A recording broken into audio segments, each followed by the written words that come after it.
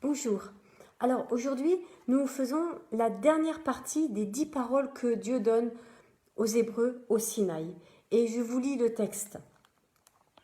Tu ne convoiteras point la maison de ton prochain, tu ne convoiteras point la femme de ton prochain, ni son serviteur, ni sa servante, ni son bœuf, ni son âne, ni aucune chose qui appartienne à ton prochain. Alors, la première chose, évidemment, c'est un petit mot sur le mot convoiter. Le mot convoiter,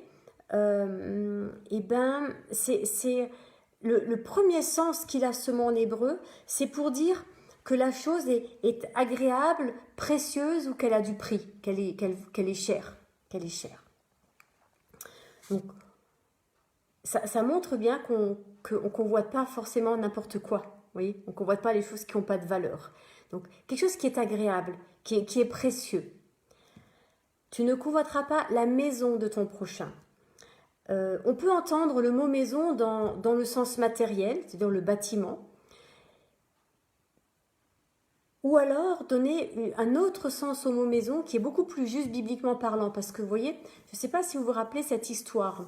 À un moment dans le livre de Samuel, donc David devient roi d'Israël, et puis David se dit, tiens, je vais bâtir une maison pour l'Éternel, donc un temple.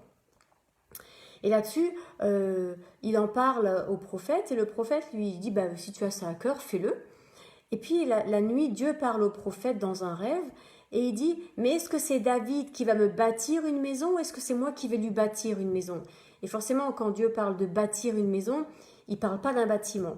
Quand Dieu parlait de bâtir une maison à David, il parlait de lui bâtir à la fois quelque chose, une famille, mais surtout des successeurs sur le trône, des gens qui seraient dans cette même attitude de cœur que lui, d'aimer Dieu et de servir Dieu. Donc, quand le texte là nous dit dans l'Exode que de ne pas convoiter la maison de notre prochain, il ne parle pas que du bâtiment.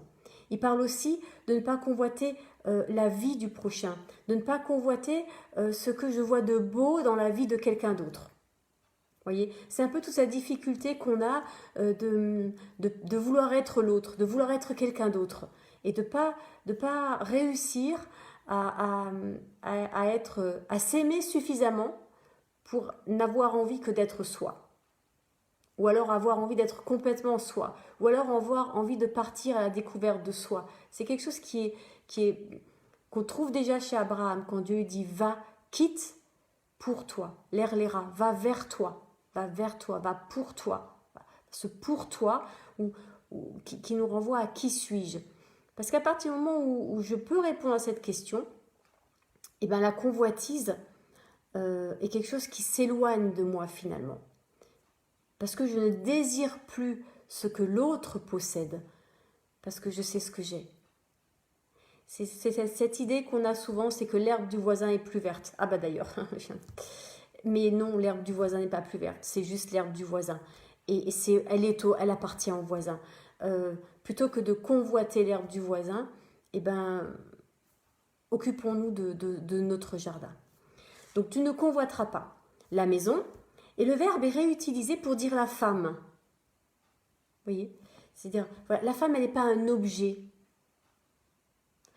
Ça a cette même dimension que la maison finalement. Autant on ne parle pas de la maison en termes de bâtiment, autant on ne parle pas de la femme en tant d'objet qu'on se passerait d'un homme à l'autre. Mais de la femme, et là encore, le mot pour dire la femme est très intéressant. Alors pas le mot pour dire la femme, mais là il faut revenir à Genèse, vous voyez. Parce que dans Genèse, Dieu crée l'homme, et c'est le mot en hébreu pour dire créer, c'est la asot, faire. Il fait. Mais pour dire la femme, le verbe utilisé a une autre dimension. Il a la dimension qui exprime une autre idée, qui dit que la femme est construite, qu'elle n'est pas faite, elle est construite, un peu dans le sens d'une ville fortifiée, d'un lieu de protection. Il y a autre chose que Dieu met dans la femme qui fait qu'au fond, on ne peut pas la réduire à un objet qu'on se passerait. Qu'on se passerait.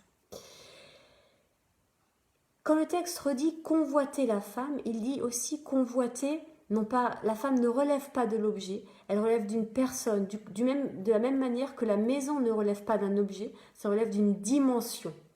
Au fond, la femme, c'est ce qui donne à l'homme sa pleine dimension, qui permet... Vous voyez ce que je veux dire? Dans cette relation entre l'homme et la femme, il y a quelque chose qui se passe et qui ne relève pas de l'égalité. Je crois que ça, c'est un mythe du 21e siècle, ou même déjà du 20e siècle, qu'on est tous égaux. Non, on n'est pas tous égaux. Par contre, on est tous différents et complémentaires. Vous voyez comme ça déplace les choses? Je ne suis pas l'égal de l'autre.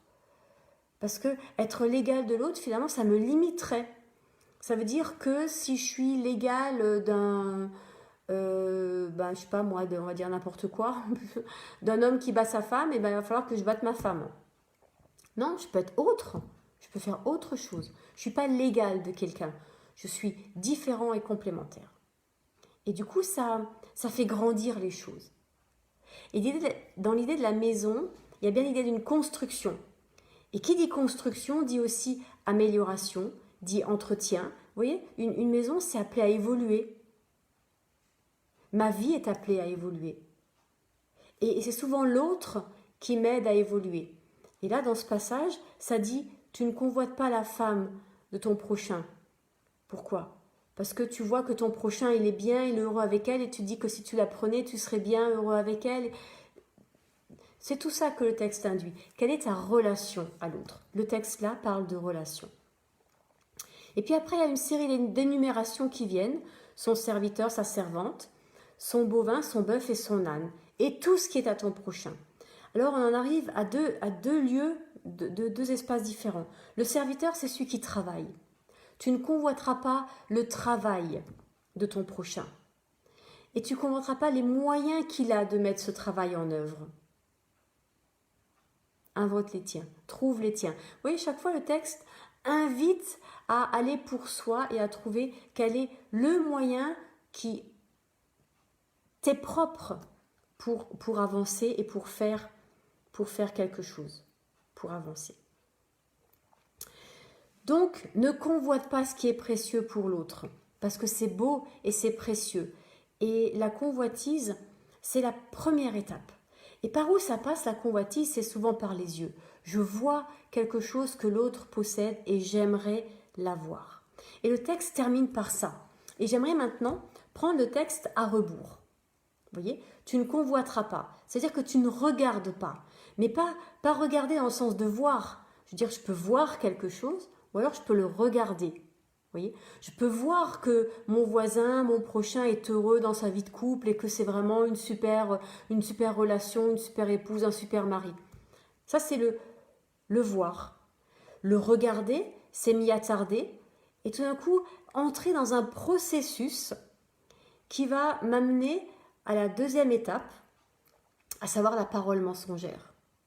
Quand on revient dans l'ordre inverse, hier, c'est ce qu'on a vu hier, tu ne parleras pas en mensonge. Tu ne diras pas de mensonge. Dire, ouais, mais finalement, vous voyez, voilà, ça commence par la diffamation, par ces petites choses, oh, machin, et puis on critique, et puis on... Vous voyez, c'est insidieux. Et puis arrive la troisième étape, le vol. Voilà, de prendre ce qui est à l'autre. Et arrive la quatrième étape, le culte idolâtre. Tu ne te feras pas d'idole. Mais, alors, c'est pas de faire d'idole, parce que c'est dans les 5 premiers commandements. Là, j'ai dit le culte idolâtre, alors qu'en fait, dans le texte, c'est l'adultère. Voilà, l'adultère. C'est l'adultère. Et l'adultère dans la Bible est toujours connecté à l'idolâtrie. Tu ne te prosterneras pas devant les idoles. Vous voyez la connexion? Et là, déjà, ça commence à nous connecter aux 5 premiers testaments et à l'interdit d'avoir des faux dieux, d'avoir une image de Dieu, de s'arrêter, de faire une statue, de figer les choses. L'idolâtrie, elle commence comme ça, dans le réel. C'est pas quelque chose qui est spirituel, l'idolâtrie. C'est là dans le réel et c'est comme un glissement. C'est insidieux.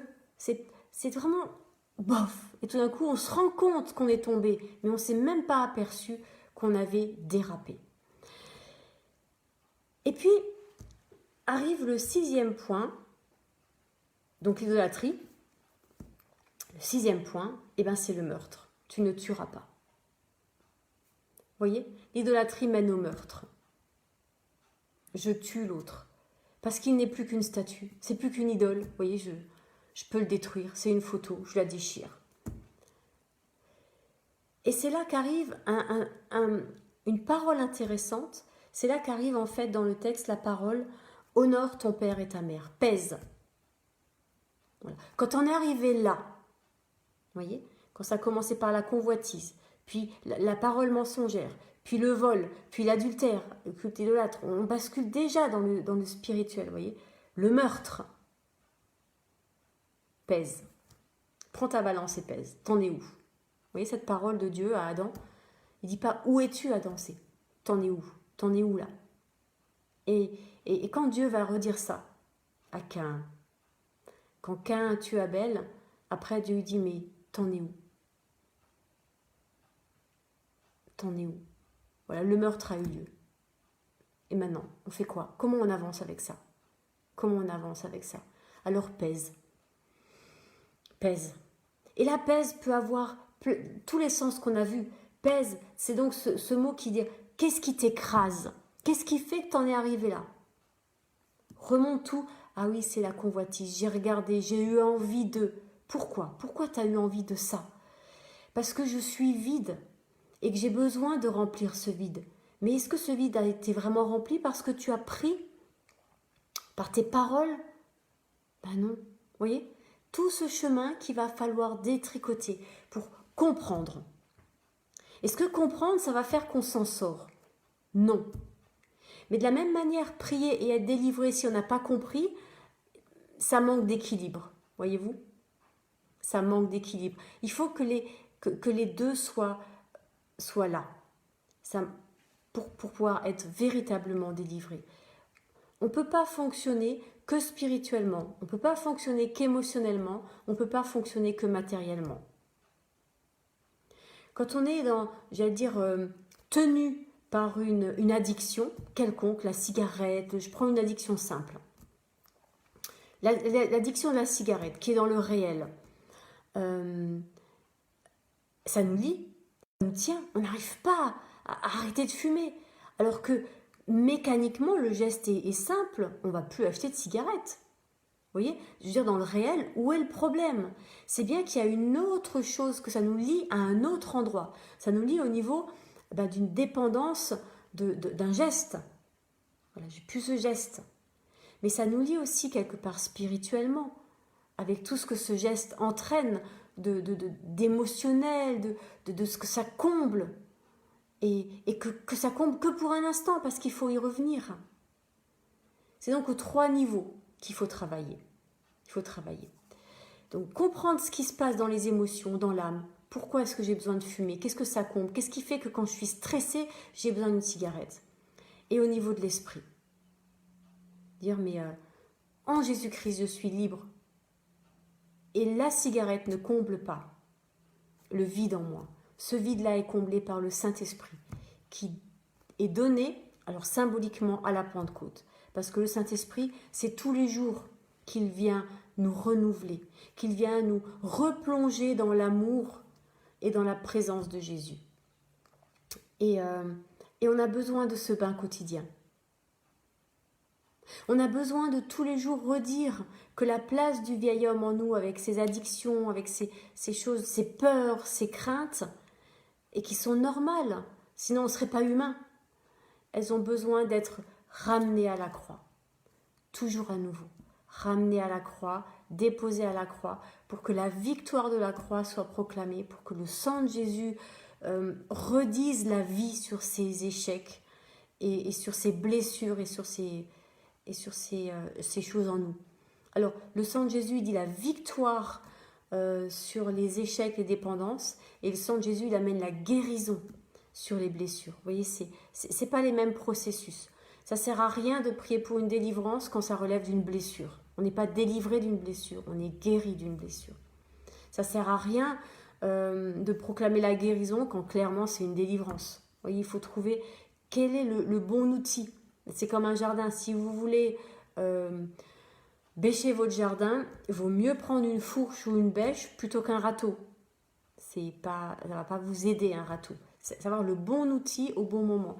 Et je trouve que dans l'église d'aujourd'hui, on est à une époque où, comme jamais auparavant, où on a presque tous les outils à disposition. Et j'aimerais nous encourager dans l'Église, parce que de plus en plus d'églises ont tous les outils à disposition, de les utiliser. Les outils sont donnés pour être utilisés. Et au fond, ils ne sont pas donnés pour on les couvre d'or et qu'on les adore. Ça, c'est l'idolâtrie, encore une fois. Non, ces outils-là, le Seigneur nous les donne pour qu'on les utilise. Pourquoi ? Eh bien, pour annoncer la bonne nouvelle de Jésus-Christ au monde et pour dire, vous savez quoi ? En Jésus, tout est différent. En Jésus, jour après jour, je remporte des victoires sur mes peurs, sur mes craintes, sur mon péché, sur ce qui me lie et qui fait de moi un prisonnier. En Jésus, j'avance dans la vie autrement. Ce qui est intéressant encore que je voulais rapidement vous montrer, c'est que Jésus va parler de ces 10 commandements, vous savez à qui ? Au jeune homme riche, dans l'évangile de Marc, au chapitre 10. Le jeune homme riche, c'est un jeune homme donc riche, qui vient voir Jésus et qui dit « Bon maître, que dois-je faire pour avoir la vie éternelle ?» Donc vous voyez bien que la question, elle se situe un peu là quand même. C'est quoi ? Comment est-ce que je peux être pleinement vivant ? Et Jésus lui dit « Tu connais la loi. » Donc vous voyez la loi. Il dit « Oui. » Et Jésus, et le jeune homme riche va dire « Mais j'obéis au commandement depuis mon plus jeune âge. » Et Jésus va dire, il va commencer par citer les choses de la loi qu'il faut faire. Et étrangement, il en cite 6. Il cite l'adultère, dans cet ordre-là. Adultère, meurtre, vol, faux témoignage, tort à des personnes et honorer son père et sa mère. Et je me suis souvent posé la question, mais pourquoi Jésus ne cite pas les premiers commandements ? Pourquoi il ne dit pas à ce jeune homme riche, mais tu aimeras le Seigneur ton Dieu ? Pourquoi il cite les 5 derniers ? Et je vous rappelle qu'on est là au Sinaï. Et au Sinaï, les Juifs vont apprendre une leçon absolument incroyable. C'est cette leçon où ils vont dire à Dieu, finalement, nous ferons et nous comprendrons. Et nous, on a mis le truc à l'envers. Dit Seigneur, explique-moi et je ferai. Alors que Dieu dit non, tu fais et après tu comprendras. Aujourd'hui, c'est devenu dans l'entreprise ce qu'on appelle le learning by doing. Vous voyez ? En fait, c'est un truc biblique, hein. Le learning by doing, qui est un concept qui a été inventé dans l'entreprise au XXe siècle, c'est biblique. Et Dieu, au Sinaï, il dit au peuple, vous ferez et vous comprendrez. Parce que c'est en faisant les choses qu'on comprend. Et puis, parce que faire les choses, et sans avoir la compréhension tout de suite totale, etc., c'est aussi une preuve d'amour. Rappelez-vous, tu aimeras le Seigneur ton Dieu, tout ton cœur, toute ta force, toute ton âme, et ton prochain comme toi-même. Et ce commandement résume toute la loi. Faire sans comprendre, c'est une preuve d'amour. Et ça, c'est une des raisons aussi peut-être pour laquelle les lois de la cache-route ne sont pas expliquées. Tu ne mangeras pas de porc, tu ne mangeras pas de crevettes, tu ne mangeras pas ceci, voilà, vous voyez, toutes ces lois alimentaires ne sont pas expliquées. Pourquoi, Seigneur ? Parce que tu m'aimes, alors fais-le. Voilà, tu m'aimes, alors fais-le. Parce que la chose qui va avec l'amour, c'est la confiance. Tu me fais confiance ? Alors fais-le.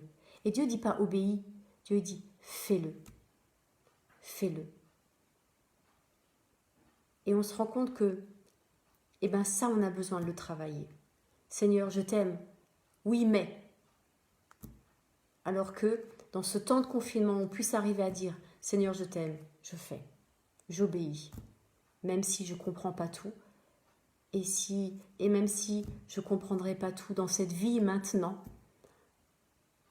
parce que je t'aime, je le fais. Alors, aimons Dieu et faisons. Et plus nous ferons comme il dit de faire, plus nous aimerons. Et plus nous nous construirons. Et plus les choses seront construites en nous. Et plus nous serons libres pour continuer de faire et d'aimer. Vous voyez, tout ça se construit comme une maison. Seigneur, que ma vie, que nos vies soient une maison pour toi. Un lieu où il t'est agréable de venir.